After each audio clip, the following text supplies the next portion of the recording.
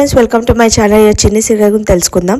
తిలక్ గారికి థ్యాంక్స్ చెప్పిన మన మధు ఏం జరిగిందో వీడియోలో తెలుసుకుందాం. ఏ సంతగా తీసుకున్నారు బట్టలు అని అంటది.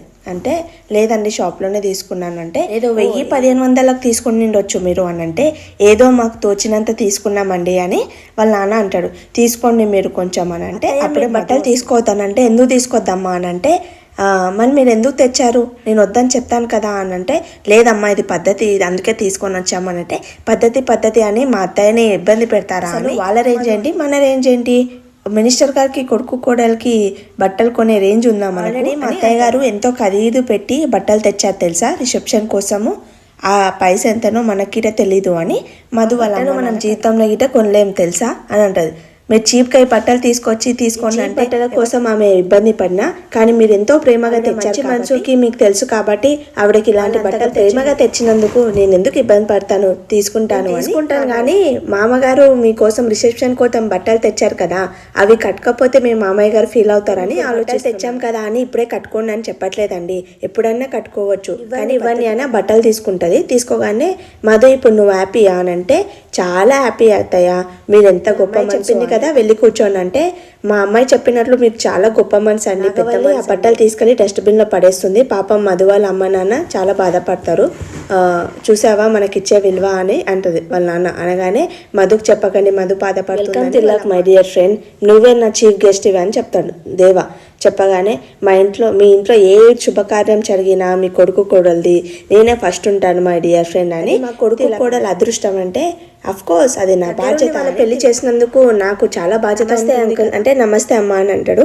అంటే నీ రుణం ఎప్పటికీ తీసుకోలేను అంకుల్, ఇంటి కోడలు అవుతానో కానో అని చాలా అనుకున్నాను, కానీ మీ వల్ల నేను ఇంటి కోడలు మీద రౌడీలు అటాక్ చేశారని తెలియగానే పరుగున ఇంటికి వచ్చి నేను ఎలా ఉన్నానో క్షేమంగా ఉన్నానో లేదో అని రిసెప్షన్ కిట మీరు ముందుగా వచ్చారు మమ్మల్ని ఆశీర్వదించడానికి.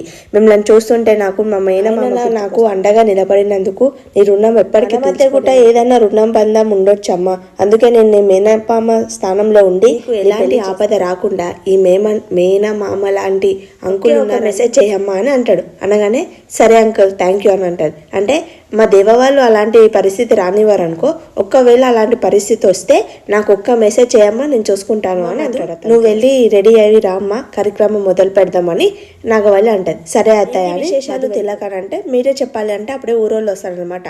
చూసారా మీ ఊరోళ్ళ కన్నా ముందే తిలక్ వచ్చేసారంటే, ఎంతైనా మీ ఫ్రెండ్ కదండి అంటే, ఆ రోజు నీ అడ్డుగా నిలబడిన వాళ్ళు నేను పిలవగానే ఇచ్చేశారు, వాళ్ళకి ఇంత సిల్వర్ కాయిన్ ఇవ్వగానే తీసుకుంటారు వెళ్ళిపోతారు. తర్వాత నీకిట ఒక గోల్డ్ కాయిన్ ఉంది, వెనుక ఉండి ఊరోళ్ళే నీకు సపోర్ట్ చేసిన వాళ్ళు నిన్నే ఊరు నుంచి వెళ్ళేసేటట్లు నేను చేస్తాను, అదే నేను ఇచ్చే నీ రిటర్న్ గిఫ్ట్ అని అంటే, తిలక్ గారు భయపడను, నువ్వు ఇచ్చే గిఫ్ట్లకు నేను ఎందుకు భయపడతాను అని తిలక్ గారు చెప్పి ఇంకా మన మ్యాడీ రెడీ అవుతుంటారు.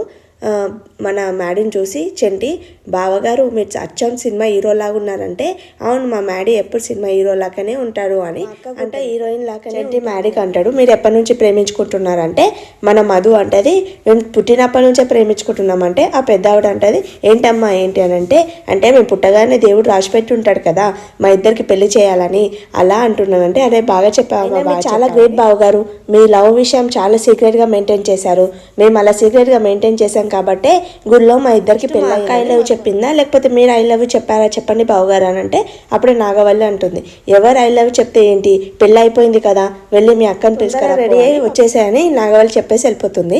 బావా నీకు ఒక విషయం అడగాలని వరుణ్ అడుగుతాడు అనమాట. ఏంటి బావా అని అంటే, నువ్వు చిన్నిని ప్రేమించావు కదా, ఎలా మధుని ప్రేమించావు అంటే చిన్ని మీద కోపంతో మధుని ప్రేమించావా లేకపోతే మధుని ప్రేమించినాక చిన్నిని ఆశయించుకున్నా ప్రేమ నిజమా లేకపోతే మధు మీనున్న ప్రేమ నిజమా అంటే, చిన్ని నేను మనస్ఫూర్తిగా ప్రేమలోకిట నేను మనస్ఫూర్తిగా తాడి కట్టాను, నిజాల మధ్యలో ఊహించలేను, ఎప్పుడు తెలవాలో అప్పుడే తెలుస్తుంది, అంతవరకు నాకేం అడగకు బావా, నువ్వు చెప్పే వరకు నేను అడగాను, నీకు ఏది బాధ పెట్టాను సరేనా, కానీ ఒకటి మనకు చెప్తున్నాను, నువ్వు హ్యాపీగా ఉండాలి అలాగే మధు గిట హ్యాపీగా ఉండాలి అని. ఇలాంటి మంచి మనసు ఆశీర్వాద వచనం అలాగే అమ్మవారి గారి ఆశీర్వాద వచనం సమానం ఆంటీ అని అంటది. అక్క రెడీ అయ్యావా అంటే, రెడీ అయ్యానంటే, ఏంటా నువ్వు బావగారు ఒకరి మించి ఒకరు అలా రెడీ అయ్యారా అనంటే, రెడీ అయ్యారు అక్క అంటే ఒకసారి వెళ్ళి చూసేసి వద్దాం ఎలా రెడీ అయ్యారు అని మధు అంటది. ఓ వెళ్ళి చూస్తావా అని అంటే చూస్తే తప్పేమో అమ్మ తప్పేం లేదు అని అంటది. అయితే మధు వస్తుంది అనమాట. మధు వచ్చి చూస్తుంది అనమాట. ఏంటి అలా చూస్తున్నావు అంటే ఇంత అందంగా ఉన్నావు మళ్ళీ అని అంటది. అంటే స్పేసు నేనేమి నేను తిట్టలేను, నేను పొగట్టలకి అలాగే నేనేం టెంప్ట్ తీసుకోవడానికి పొగట్లేదు, మేము చాలా చాలా అందంగా ఉన్నామని చెప్తే నా చేత థ్యాంక్స్ చెప్పించుకోవా నువ్వు అని అంటే నీతో థ్యాంక్స్ చెప్పించుకోవడం ఏంటి అని అంటే నేను ఎంత అందంగా ఉన్నాను అని చెప్తే నేను థ్యాంక్స్ చెప్తాను. మ్యాడీ ఏం చేస్తాడు, మ్యాడీ ఇలానే చూస్తాడు అనమాట మధుని. ఇలానే చూస్తాడు. చూస్తే చెంటి వస్తాడు. ఇలా ఇలా చేత అంటే చేతుని గిట పట్టించుకోడు. బావగారు అని అంటాడు.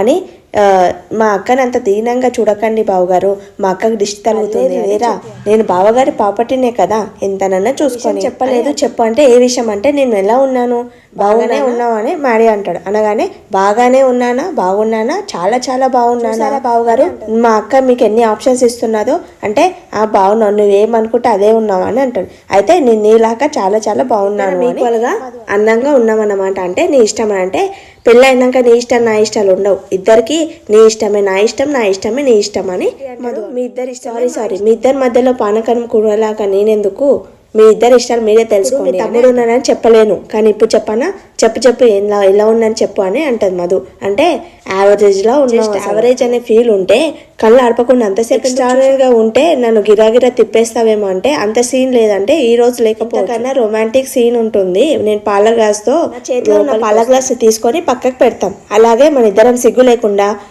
కల్లో మళ్ళీ మనం సిగ్గు లేకుండా మన ఇంట్లో షెడ్యూల్ ఇదే అని అంటాడు. తర్వాత మ్యాడీ అంటాడు ఈ మధ్య షెడ్యూల్ కట్టు సీను అని ఈ సినిమా భాష మళ్ళీ సినిమాలో ట్రై చేయకూడదు అని అంటే మన జీవితమే పాన్ ఇండియా అయ్యింది అయిపోతుంటే మ్యాడీ చేయి పట్టుకొని దగ్గర తీసుకుంటుంది అనమాట. మధు తీసుకొని మ్యాడీ భుజ పైన చేయి పెడుతుంది. అసలు నువ్వు ఏం చేస్తున్నావు అని అంటే ఏం చేస్తున్నాను చూడు, తినబోయే ముందు రుచి ముందు డీటెయిల్స్ ఎందుకు అని అంటది. అని ఆమెకున్న కండి కాటిక తీసుకొని మన మ్యాడీకి దిష్టి తలగకూడదు కదా అందుకనే పెట్టాను అంటే నాకు పెట్టవా దిష్టి చుక్క అంటే దిష్టి బొమ్మకు దిష్టి చుక్క, సొరకాయకి దిష్టి చుక్క పెడితే చాలా, నేను సొరకాయనా అంటే నేను గుమ్మడికాయ, బెల్లం అనేది గుమ్మడికాయ కాదు గుండెకాయ, అలాగే మొగుడు అనేవారు సొరకాయ కాదు అంటే మరి ఏంటి అని అంటే ఒకసారి ఫోన్ చేసి అన్ని విషయాలు చెప్పాలి అని ఆఫ్ టికెట్ చిన్ని కాల్ చేశాడు అనమాట. కాల్ చేస్తే మన నాగవల్లి అక్కడి నుంచి వెళ్తుంటే రూమ్లో నుంచి సౌండ్ వస్తుంది. ఏంటి ఆఫ్ టికెట్ కాల్ చేస్తున్నాడని ఫోన్ లిఫ్ట్ చేయగానే హలో చిన్ని అని అంటాడు. మన నాగవల్లి షాక్ అవుతుంది. అప్పట్లో సీరియల్ అయిపోతుంది. Thank for watching my video. Please like చేయండి, సబ్స్క్రైబ్ చేసుకోండి.